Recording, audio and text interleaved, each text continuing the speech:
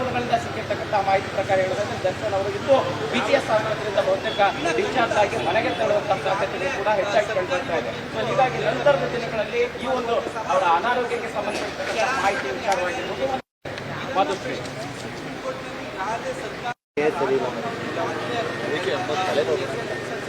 Wireless ಕಳಿಸ್ಬಿಟ್ಟಿದ್ಯಾ, ನಮ್ದು ಎಲ್ಲಿಂದ ಕಳಿಸಲ್ಲ.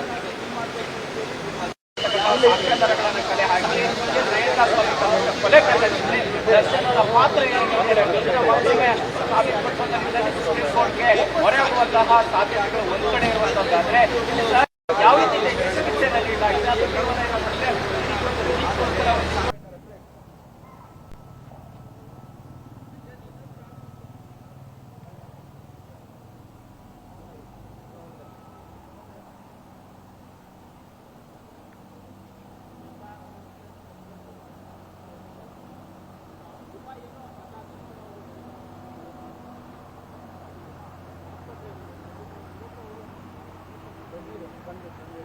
Dhanveer sir, Dhanveer ಬಂದಿದ್ದೇನೆ ನೋಡಿ, ಅದು ಇಳಿದಿದ್ದಾನೆ ಬ್ಲ್ಯಾಕ್ ಕಲರ್.